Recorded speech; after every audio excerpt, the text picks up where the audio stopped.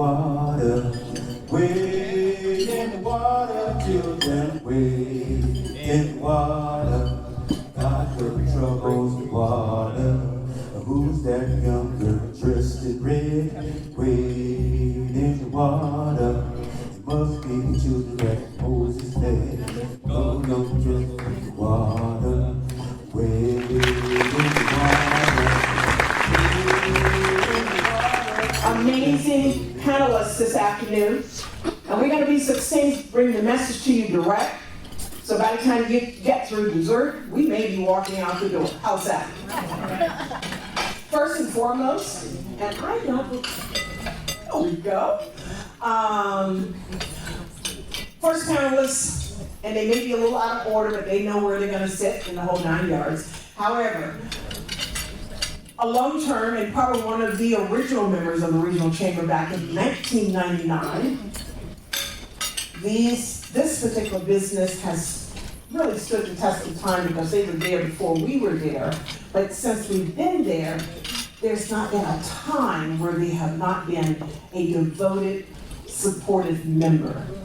First panelist today is the Associate Editor-in-Chief of an amazing magazine called Black Meetings and Tourism. It is an international publication. She has received so many amazing awards, including first rights of publication for the new Green Book. Anybody know what the Green Book is? All right. Welcome, Miss Gloria Herbert to the podium.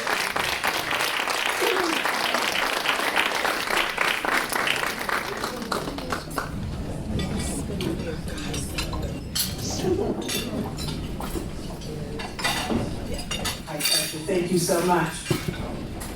Second is a woman that is endured to the community. She just like, that bunny rabbit, she never gives up.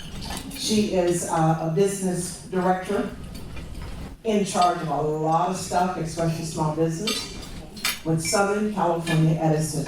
Please welcome Michelle Myers to the table.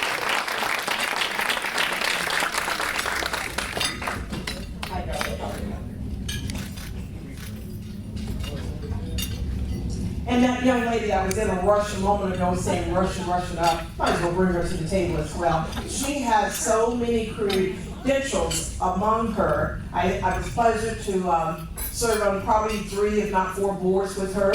And then she decided to invite me to the Philippines. And then when there was a tsunami, she was doing all type of aid. And then she started a cultural language center here in Los Angeles. Then she came to me in my office on Ventura Boulevard and says, they don't have enough chambers in the valley, they don't, after 22. But she insists on, because so when they come to her to say, will you become our chair of the Panorama Chamber of Commerce?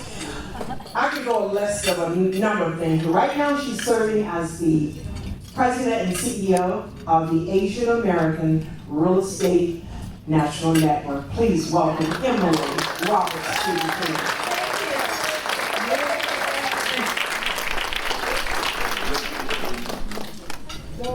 And you're going to be the last one to get out of here. You realize that, don't you? All right. And we're going to move on with one more, maybe 2 more. No. A lady I've gotten to know in the Valley, working with women business owners. And sometimes we women can get a little funny, finicky. This woman welcomed me with open arms to every event that she did. She referred members to me potentially, and I said, let me find out who this gal is. And boy, was I delighted when I did. Welcome the senior management team of the Women's Center, and now with CDC Loans and Associates, the one and only Miss Marcel Watts.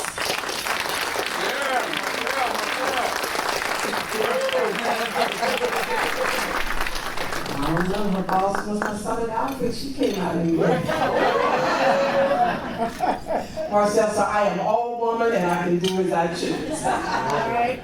Last but not least on this panel, ladies and gentlemen, you recognize the brand. You recognize the things that they do, and maybe some girls do, some women do. I know all the men folks know whether it's their favorite team or not, but I am absolutely delighted to be able to get we're talking the senior regional Western director, senior VP of marketing and associates, and anything to do with the Los Angeles Rams National Football League. This sister is powerful.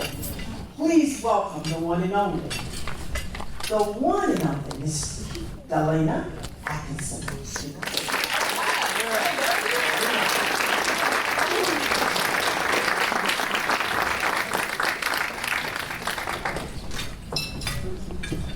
All right, that's the panel for this afternoon.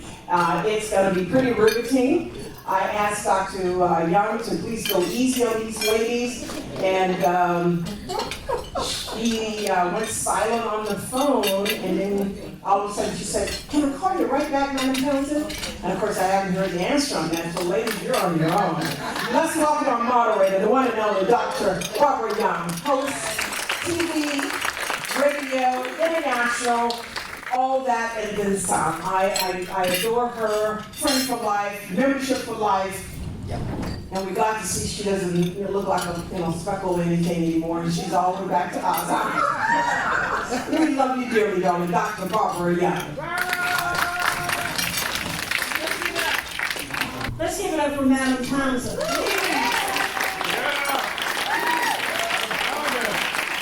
Okay, greetings. This is Dr. Barbara Young with Transformation Success Television on the Voice America platform. And yes, we are going live today. We are from the Hyatt Regency Hotel in Los Angeles, and we're at the Regional Black Chamber of Commerce luncheon today. And boy, we get a treat from you today.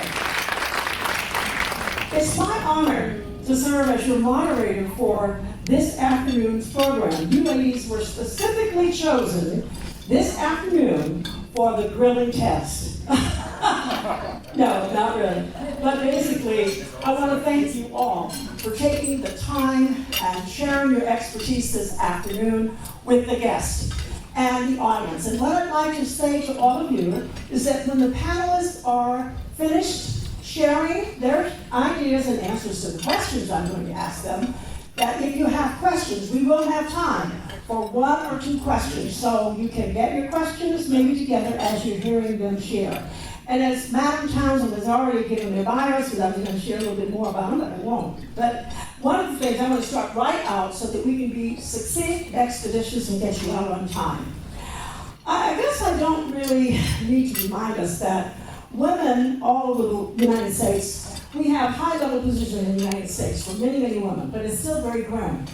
But in Los Angeles and California, we're doing a greater job of bringing women to the table, women business owners, and women who have expertise in other professions. And I'm really, really happy that we have these women here today.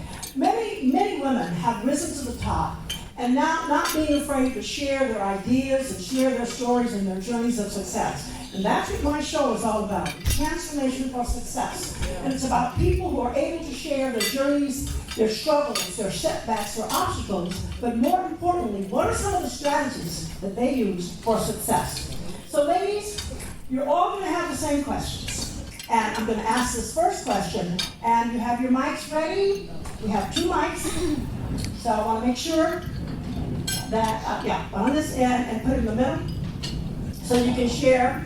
And I'm going to pose the question, and any one of you, I don't want to just call you by name and have you answer, but if you feel so inclined, you can start out.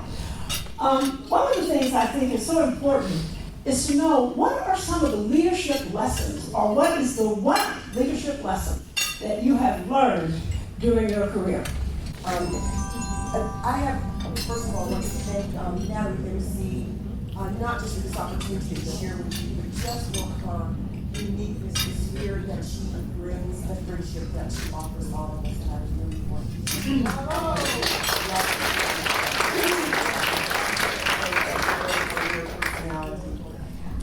in terms of learning lessons, I have to relate, this is kind of maybe homespun, but I want to relate back to the wisdom maybe of our ancestors, but certainly of my family members, my grandmother and my mother. I can hear her voice so many times reminding me, there is a reason that you are created with 2 ears and 1 mouth. The lesson I want to share with you is about listening.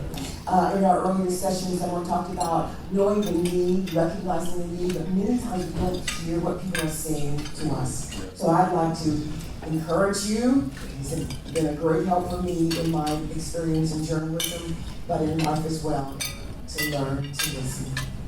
Thank you.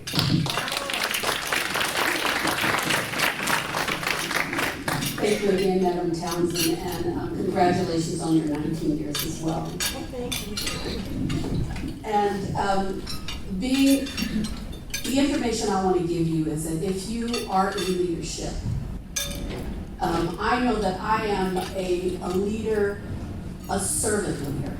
And so I don't elevate myself above anyone, but I make sure to elevate them, to bring them into leadership.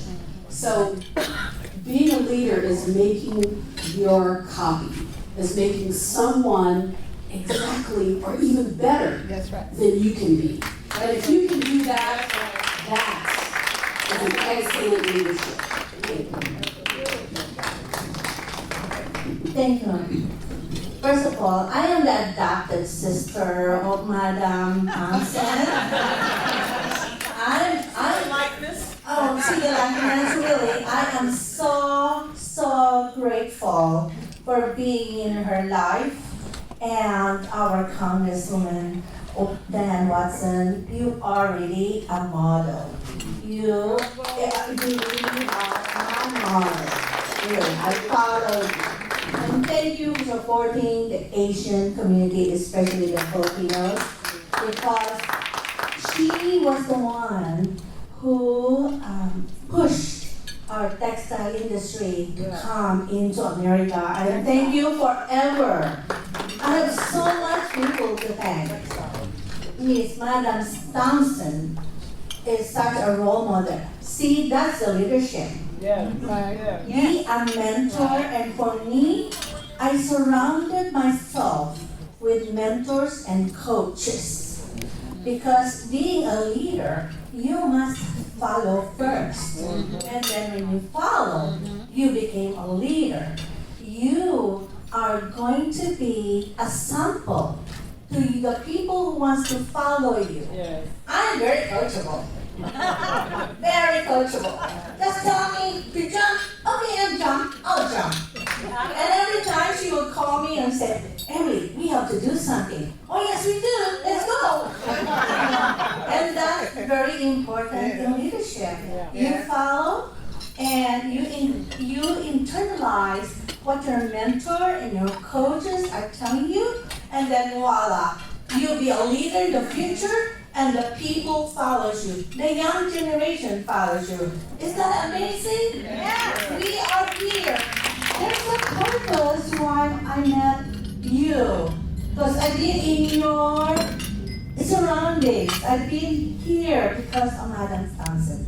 I'm here. I'm a family to you. Yeah. And I'm so grateful, really. I'm so grateful. And thank you, that's I could share. Thank you very much.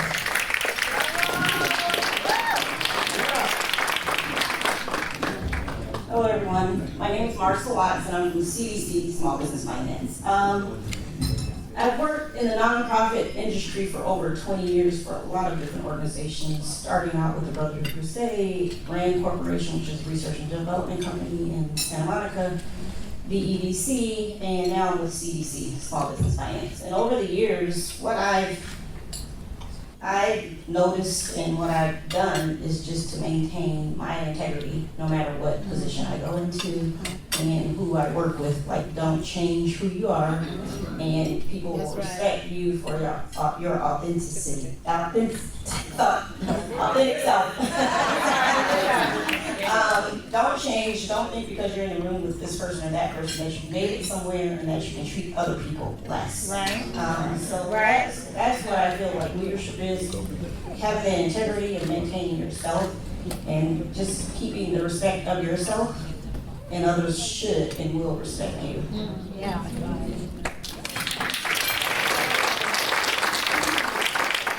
Good afternoon, everyone. It is an absolute honor to be here, and thank you, Madam Townsend, for reaching out to me and incorporating me into today's panel. When I think about leadership, I actually think of two things in particular. One, I think of, and I know I'm only supposed to give one, but I want to share these two things. Vulnerability. I think great leaders are very vulnerable because there's so much you can learn in the good moments, but also in those moments where you're struggling as well. And oftentimes we don't share when we're struggling. We don't share when we weren't able to get something right, when we came up with a great idea and we thought we executed it to the fullest and it didn't deliver on the campaign goals or it didn't deliver on project goals. But there are learning opportunities in that. And I think great leaders are willing to share moments where they fail. I think the other thing is patience. Great leaders are very, very patient. They're willing to lead. It encompasses all the things that the ladies mentioned earlier, but I think they're also patient as well. They're willing to take the time to teach, to share, to help you grow, to let you mess up, but then also show you the right way as well. So I think patience and vulnerability would be two leadership characteristics. Thank you. Thank you, Pam. Very good. Okay, we're going to speed it up. As businesswomen, this is your second question. As businesswomen or women in careers, what economic empowerment do you believe your business or your career area has demonstrated to the community, be it schools or the churches? Who wants to take that one on first?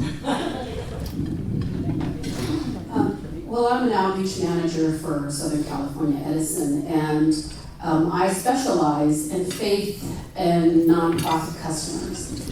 And 4 years ago, I was given the opportunity to give a summit for faith-based and nonprofit customers, which actually I'm doing the fourth one, which is happening on Friday at the Energy Education Center.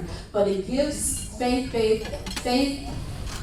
churches, faith-based organizations, and nonprofit organizations the ability to see themselves as a business and to work their business as business and to, rise to another level. And I know they're in the business of helping others, but, Edison is making the business of helping them and getting them started, by capitation program, by programs to help them grow, programs to help them succeed, and to make money. Because just because you're a nonprofit doesn't mean you cannot make money. So if you have a nonprofit, if you are a faith-based organization, I do invite you to the Energy Education Center on Friday at 8 o'clock. That's a good pitch. It's the Energy Education Center in Irwindale. And you, ladies and gentlemen, you need to go one time. I mean, you really do. You use utilities, electricity every day, and they share with you all the different ways, obviously how to better, but what the utilities do for you on a daily basis when you're sleeping, when you're moving, and you don't even know the things that they're doing. And how it kind of cut costs too. Oh, thank you. Absolutely. It does. Well, in terms of reaching back, in terms of giving back, first I want to mention that there's a great significance in the fact that this event is being held on Juneteenth. Because we are all standing on the shoulders of many people. And we can never forget that. So I know I have to commend my husband and my business partner and my partner in life, who always made it really clear that in our business, which by the way is Black Leaders in Tourism, we have some copies perhaps in your seat, that it was going to be just mandatory that we try to find first people of color, younger people who did not have opportunities in all the different areas that we covered. Certainly we're into travel, we're all about travel, but we're also journalists as well, of course. And if you run a business, then you know that you have to have an accountant, there are many other components to running a business. And we always made it a priority to find, and MC's been a tremendous supporter in this of ours, to help us to find, to say, yes, well, okay, you haven't been able to find an accountant at this point that met your standards, but there's someone out there, keep looking. Or when we were taking on young journalist students who may not have had the training, you could have gone easily to some other places and gotten those skills turned around, not had to do all the editing on it, but it became a priority. So I am so pleased, Solomon, that you've always done that, and I encourage you to do the same, to look for maybe those who may not have the opportunity and provide an opportunity for you.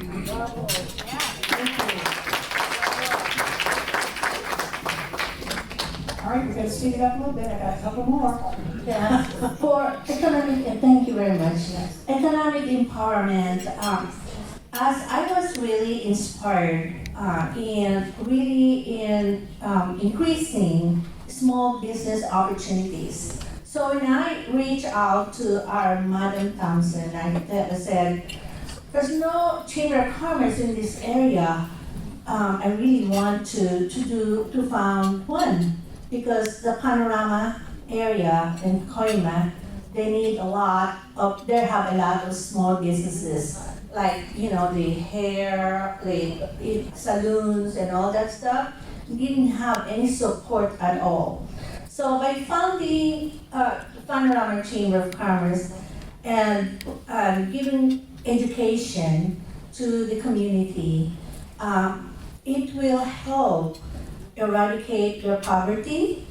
Really, that's more important, because when you teach others to how to do it, the SBA has so many programs, and the VEDC, they have so many programs to start a business. And that's where I started, I think, with the inspiration I was given, because she is really a role model to me.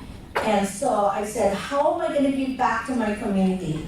In order for me to do that, I have to do this drastic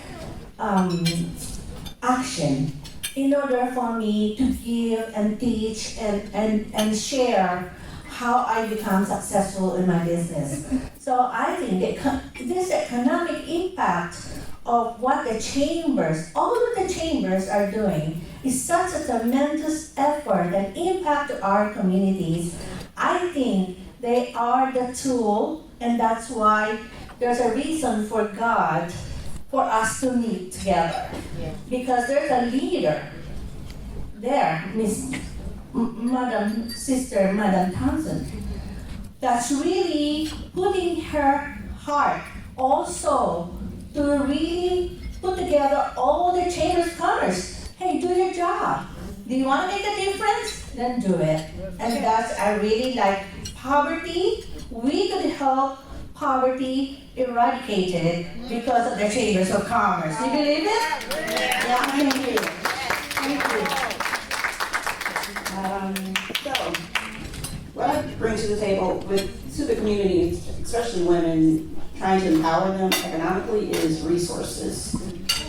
There are a lot of resources for small businesses out there that most small businesses don't know about or don't have access to. I have all the resources from the SBA, Ken, who's here, to other organizations from the city, the county, the commissioners, that can get them in a position to grow their business. Mainly and primarily because I work with CDC, Small Business Finance, which is the #1 small lender in the nation. We've provided over $18 million in 40 years to small business owners, but most of you probably have never heard of CDC, Small Business Finance. We're based out of San Diego. I'm based in the Glendale area. What I'm trying to do is give you guys the access to the money. It's not hard. Our average loan is $190,000, and that can be for a startup. Yes. So most people don't realize what it takes to get to the next level or even start a business. So I'm trying to get the word out there when I get clients that come in to apply for a loan. They are not prepared at all, and it's not hard to get a loan. If you qualify with the minimum FICO of 620 and have a great business plan, we can give you a loan based on projections up to $250,000. Most people don't realize that, and then when they prepare, they're not prepared to present their package.